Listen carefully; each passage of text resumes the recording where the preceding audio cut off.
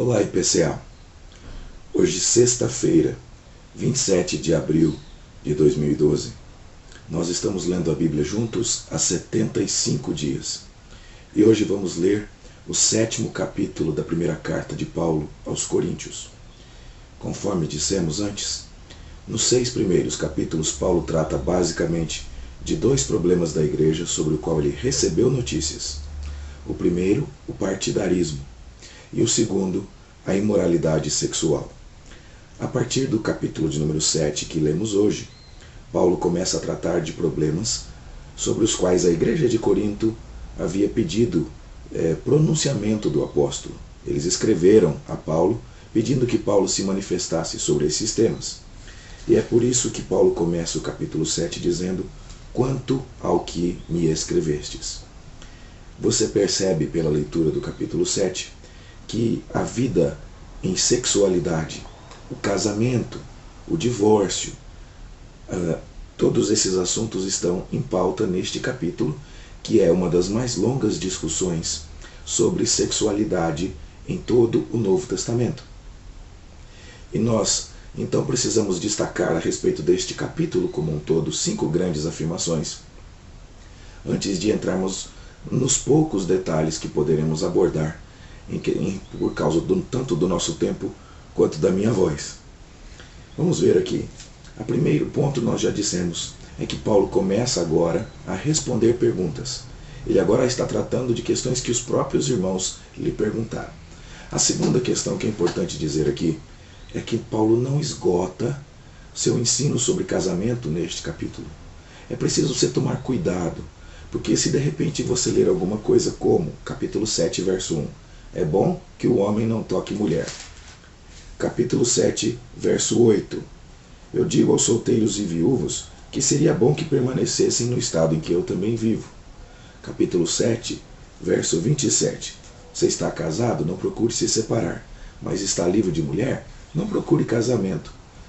Quem lê isso, sem conhecer os demais ensinos de Paulo, e sem conhecer o contexto no qual Paulo está escrevendo, vai achar que Paulo é contrário ao casamento. Mas você conhece muito bem o texto de Efésios capítulo 5, de 22 a 23, quando Paulo faz uma comparação magnífica entre a união do marido e da mulher com a união da igreja com o Senhor Jesus Cristo. E manda que o marido ame a sua esposa, que a esposa se submeta ao seu marido, e que faz comparações tão lindas como dizer que o marido deve cuidar da esposa como Cristo cuida da igreja. Ou seja, Paulo não é contra o casamento, e nós precisamos entender o contexto, sabendo que não é tudo, o capítulo 7 de 1 Coríntios não é tudo o que ele ensina sobre esse assunto. Nessa hora também é bom ter em mente Gênesis 2,18, que diz assim: não é bom que o homem esteja só. E também em Hebreus 13, verso 4, digno de honra entre todos seja o matrimônio e o leito sem mácula. Ou seja, a Bíblia é favorável ao casamento, e o que o apóstolo Paulo está ensinando aqui é uma sessão particularizada, contextualizada a respeito de perguntas que os irmãos da igreja de Corinto lhe fizeram. Paulo está tratando assuntos inéditos aqui. O Senhor Jesus havia falado muita coisa sobre casamento e sobre divórcio, e essas coisas eram conhecidas da igreja de Corinto. Paulo vai lembrar delas. Veja no verso 10 do capítulo 7. Aos casados ordeno não eu, mas o Senhor. O Senhor aqui é o Senhor Jesus, até porque você vê que a mulher não se separe do marido e que o marido não se aparte de sua mulher. Isso reflete claramente o ensino de Jesus, até mesmo a fraseologia encontrada nos ensinos de Jesus, nos evangelhos. Só que tem coisas que o apóstolo Paulo precisa falar, tendo em vista que os irmãos de Corinto perguntaram e que Jesus não tratou. Então no verso 12 ele diz: ao mais digo eu, não o Senhor. São assuntos inéditos, e essa, portanto, é a terceira questão. A primeira é que Paulo começou a responder perguntas, a segunda é que ele não esgotou tudo que ensina sobre casamento neste capítulo, a terceira é que ele está tratando assuntos inéditos, e a quarta é que por isso mesmo nós não podemos acusar o apóstolo Paulo de estar falando aqui sem autoridade apostólica.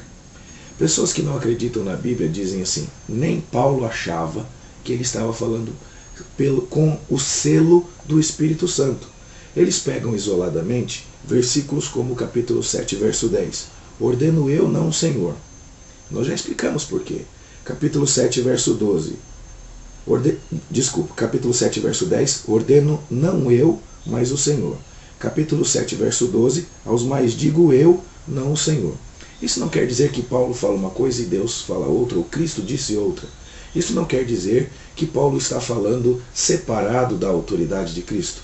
Isso quer dizer basicamente que Paulo está dizendo algo que Cristo não abordou de maneira explícita. E a grande evidência disso vem no versículo 25. Com respeito às virgens, não tenho mandamento do Senhor, porém dou minha opinião como tendo recebido do Senhor a misericórdia de ser fiel. Ou seja, eu não tenho mandamento do próprio Senhor Jesus, mas Jesus me deu a misericórdia de ser fiel, então eu vou passar para você qual é a instrução. E no verso 40, nós vamos ler também o seguinte: eu penso que também eu tenho o Espírito de Deus. Essa é a minha opinião. Então Paulo está dando uma opinião que é balizada por sua autoridade apostólica e pelo Espírito de Deus naquilo que ele fala. Não há que se discutir aqui, portanto, esse choque de opiniões entre Paulo e o Senhor Jesus. Nesse capítulo, Paulo está falando com 3 grupos diferentes, e essa é a quinta e última observação. Com cristãos que são casados com cristãos, nos 11 primeiros versículos. Com cristãos que se converteram estando já casados e seus cônjuges permaneceram incrédulos. Capítulo 7, versos 12 a 24. E Paulo trata, por fim, a partir do verso 25 até o final do capítulo 7, com cristãos solteiros. Essas 5 coisas nos ajudam a entender bem o capítulo. Paulo está respondendo perguntas, fala sobre casamento e sexualidade, não esgota seu ensino sobre casamento aqui, está falando de assuntos que Jesus não tratou especificamente, fala com autoridade apostólica inspirada e se dirige a 3 grupos de pessoas diferentes em suas situações conjugais. O ensino de Paulo aqui precisa ser, então, destacado nesse contexto. E nós nos lembramos que a igreja de Corinto vivia no mundo grego, onde as pessoas ensinavam que o corpo era mau e o espírito era bom. 2 reações eram possíveis. A primeira delas: se o corpo é mau, posso fazer o que eu quiser com o corpo. E isso gerava a imoralidade. Paulo já combateu isso antes. Outros diziam: se o corpo é mau, nada que acontece com o meu corpo pode ser bom. Então eles pregavam o ascetismo, que quer dizer privar-se de qualquer tipo de prazer terreno ou humano. E essas pessoas, vendo Paulo solteiro, podiam estar enfatizando seu argumento dizendo: não é bom casar, não é bom tocar mulher. E Paulo vai dizer: olha, de fato não é bom tocar mulher não. Mas se você não consegue se controlar por causa da impureza, ele diz no verso 2, cada um tenha a sua própria esposa, que essa palavra ter aqui é cada um se una sexualmente à sua própria esposa e cada mulher se una sexualmente ao seu próprio marido. Por que Paulo chegou a concordar com aquelas pessoas que era bom não tocar mulher? E esse é um outro ponto que precisa ser destacado aqui. Nós não sabemos muito bem, mas diz o versículo 26 que por causa da angustiosa situação presente. Por causa desse versículo, nós entendemos que as informações de Paulo aqui são muito específicas. Devia estar acontecendo alguma coisa no mundo daquela época, ou em particular na cidade de Corinto, que estivesse fazendo com que as pessoas estivessem próximas a uma grande tribulação. Veja o que Paulo vai dizer a partir do versículo 29. Olha, irmãos, o tempo se abrevia. Daqui a pouco o casado vai ser como quem não foi casado, quem chora como se não chorasse, quem se alegra como se não se alegrasse. Alguma crise estava acontecendo, ou muito próxima a vir. E é por isso que Paulo está dizendo assim, que os casados, se casassem, sofreriam angústia na carne, no verso 28. Não porque casamento seja ruim em si, mas porque a pessoa que está casada está mais propensa a sofrer, porque o sofrimento dos seus amados atinge o casado. E Paulo estava querendo que as pessoas estivessem livres desse tipo de preocupação para poder enfrentar a situação angustiosa daqueles dias, sobre a qual nós não temos maiores detalhes. Então, meus irmãos, ele ainda vai dizer, verso 32, o que eu quero é que vocês estejam livres de preocupações, mas se a tentação para a impureza aflige vocês, é melhor que vocês se casem do que vivam abrasados. Você conhece muito bem este versículo. não é? E Paulo então trata de todos esses assuntos aqui nessa perspectiva de combater o ascetismo, de dar honra e valor ao sexo, de dizer que por causa da situação presente ali na cidade de Corinto, havia uma situação especial em que a privação do casamento, se a pessoa tivesse o dom para permanecer solteira e pura, seria uma boa opção. E, no entanto, o casamento é visto com bons olhos aqui, a sexualidade também, e muitas outras coisas podem ser ditas, mas nós não teremos tempo de abordá-las. Eu recomendo a você as notas de rodapé da Bíblia de Estudo de Genebra, na sua segunda edição. Elas dão uma explicação muito ampla sobre esse capítulo, em alguma dúvida que você tenha. Só gostaria de destacar que, mesmo nesse contexto de privações e de crises, as respostas que Paulo dá contêm um teor revolucionário, até mesmo para os padrões daquela época. Quando ele diz no verso 4 que a mulher não tem poder sobre o seu próprio corpo e sim o marido, todo mundo concordaria. Mas quando ele diz que a mesma coisa acontece com relação ao marido para com a sua mulher, todo mundo ia ficar espantado. Porque naquela época o marido era aquele que deveria ser satisfeito na relação sexual.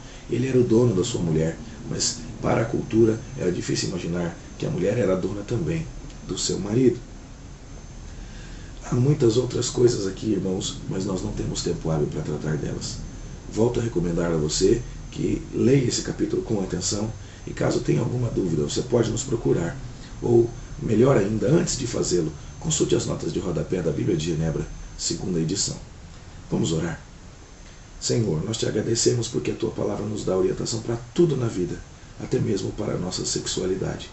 E pedimos que o Senhor nos abençoe enquanto aprendemos tantas coisas nela. Ajuda-nos, ó Deus, a prosseguir firme nesse propósito e a aprender cada dia mais da Tua lei e da Tua vontade para nós. Oramos em nome de Jesus. Amém. Bom dia para você e boa leitura. Até amanhã, se Deus quiser.